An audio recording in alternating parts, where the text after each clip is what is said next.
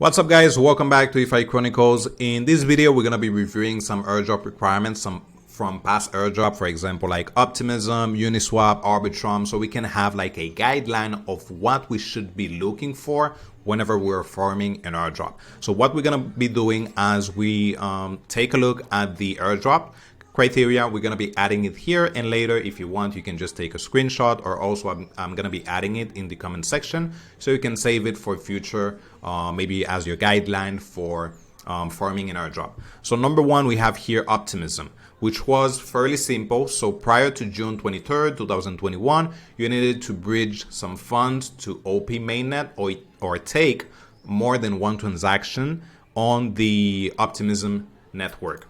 So again, super simple. Let's just type here bridge to mainnet.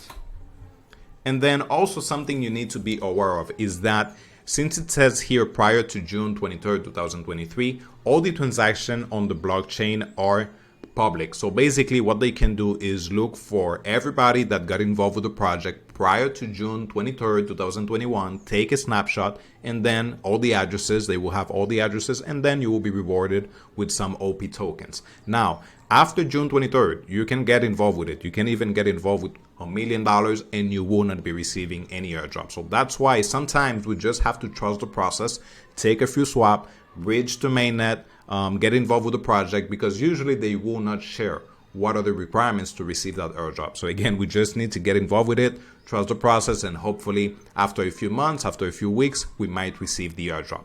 So number two, we have Uniswap, which was also super simple.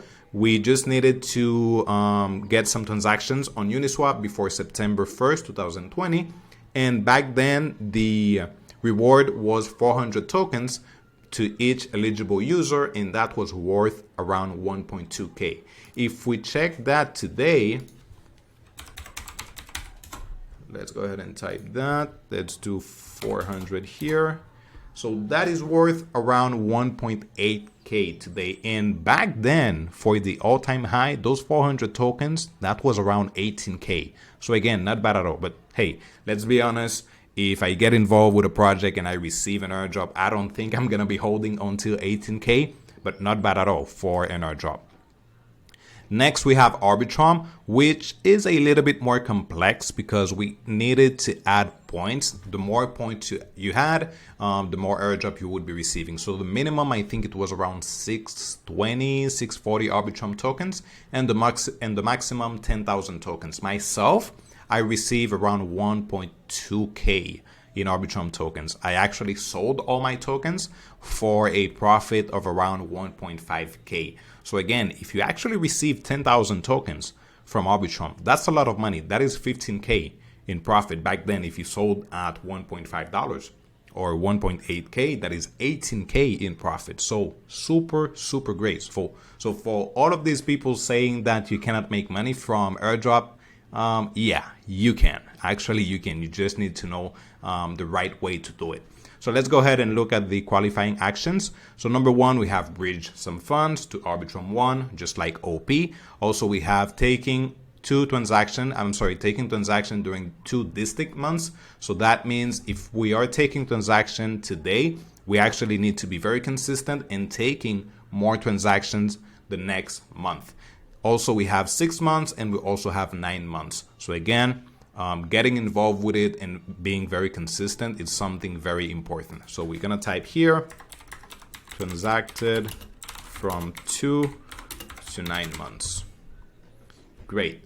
Next, we have transaction or interacted with 4 different smart contracts. So basically, if I'm using one application, for example, Uniswap, I can take 4 transactions.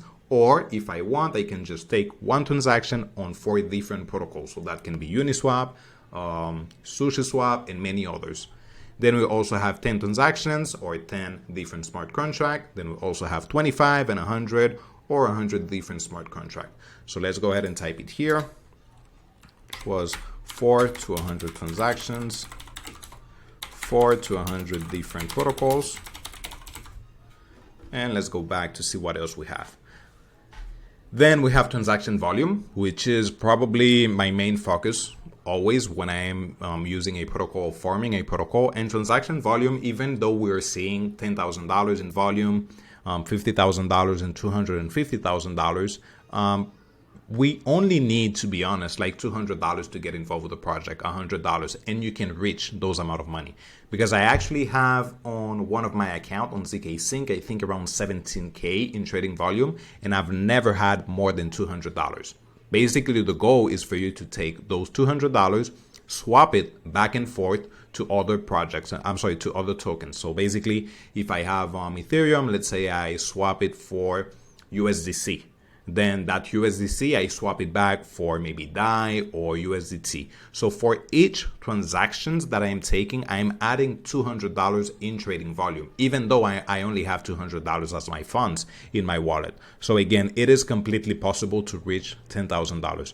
250K with $200, that is kind of hard to hit, but $10,000 is completely possible. So let's go up here again and do trading volume. 10K, 50K, then 250K. Let's see what else we have. We also have deposited more than 10K for liquidity. Then we have 50K and 250. So liquidity is a little bit harder to do because if you only have $200, $100, basically what you need to do is deposit that amount of money, wait for a few days, then remove it, swap it for another token, then add the liquidity maybe on another protocol. So it can be a little bit more confusing. So for example, if I have $100 for ETH USDC, I can maybe add it on Uniswap, wait for a few days, maybe 3 days, then remove it, swap it for ETH USDT and go to SushiSwap, so I can also add it as a liquidity. So yeah, that can be a little bit confusing and it will take a little bit more time to increase that liquidity. But again, it is completely possible to do it. So let's come here and also add it. Liquidity 10K, 50K, 250K. Let's go back down. And here we have points earned on Arbitrum Nova, which Arbitrum Nova is the sister blockchain or a sister protocol for Arbitrum One. And that is also super simple. Bridge some funds into Arbitrum Nova, conducted 3 transactions, 5 transactions, and then 10 transactions. So on this example, what I like to say is, as you can see, it is very similar to ZK Sync. So Arbitrum One has Arbitrum Nova, ZK Sync has ZK Sync Lite. So always make sure that you're always using both of them. So if you're using ZK Sync Lite, add some transaction volume, add some liquidity, play with it for maybe 1 or 2 months, but also at the same time, try to play with ZK Sync Era and try to increase your on-chain volume, on-chain data, because that might be a requirement for ZK Sync airdrop. So here, let's say, play with sister chain.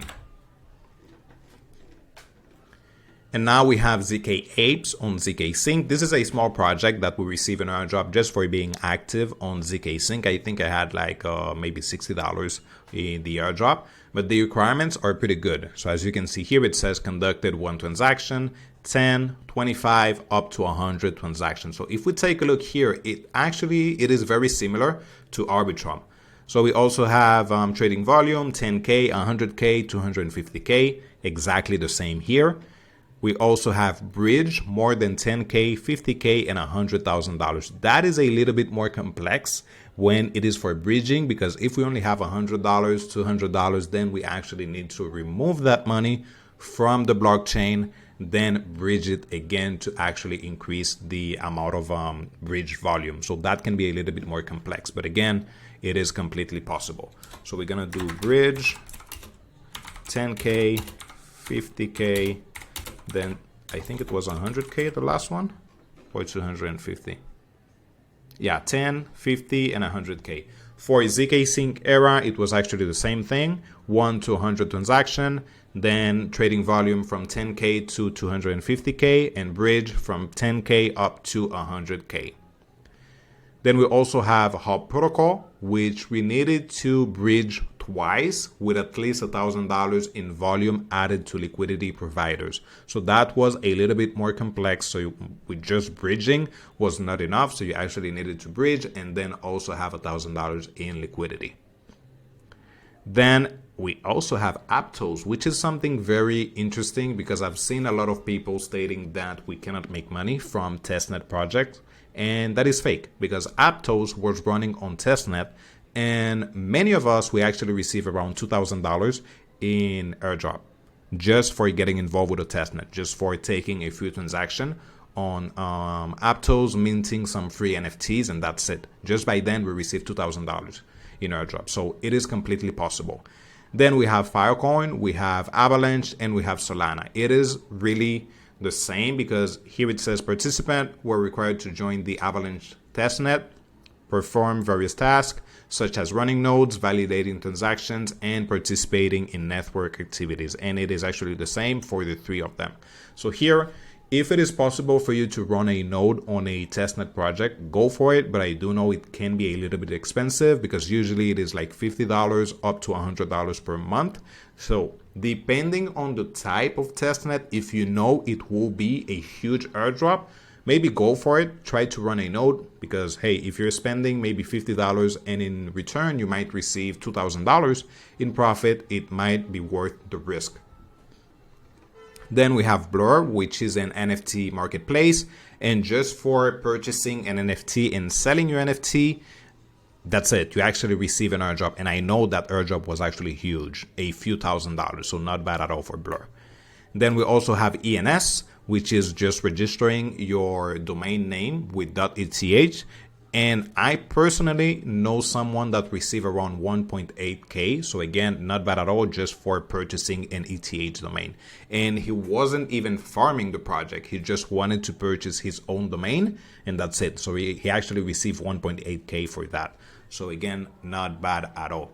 Lastly here, what we have. So let me go ahead and type this. Registering a domain, running a node on testnet. Also, something that I want to mention is that not getting involved, but actually being active on Discord. Because, for example, Sui, even though it was an airdrop, but if you got before, I actually don't remember what was the date, but it was like I think it was in January or February. If you got inside of the Discord group, you actually would be receiving an confirmed allocation to purchase Sui.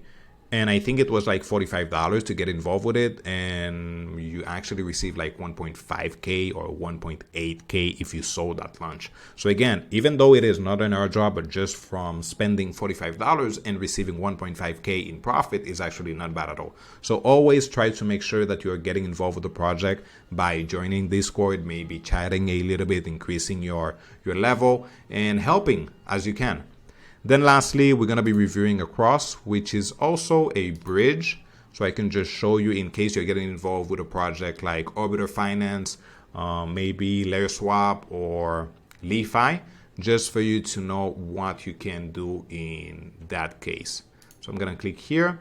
So as you can see, first we have community member. So basically community member who have meaningfully contributed to Across prior to the community snapshot. September 1st, 2022. Then we also have Bridge, which is prior to September 1st, 2022. Then we also have another bridge, so users who bridge assets before the Across referral program, July 18, 2022. And lastly, we have liquidity providers. So as you can see, all these requirements are very similar to each other. So always make sure, so basically, make sure to take a screenshot of this. Also, you can do your own research and add more requirements to it. I'm going to be posting this in the comment section so you can also have it. But for me, I actually think that is more than enough for you to get involved with the project. Just make sure that you're actually testing all the features that they have to use and increasing the amount of trading volume that you have on chain. And by then, I think it should be enough. And again, you have to be very consistent. So if you're taking a few transactions this month, try to come back next month and taking a little bit more transaction. As usual, I like to track my transaction. I do have a spreadsheet for that. You can find a link for it in the description, so I know where I'm standing. So again, I can double check when was the last time that I took a transaction on X protocol, how much money I've been spending on gas fees, what is my trading volume and everything else. So I know if I need to focus a little bit more on that project. And that's it. If you have any questions, if you have any doubts, please leave it in the comment section. And if this video was helpful enough, please share it with a friend, subscribe, and talk to you later. Bye-bye.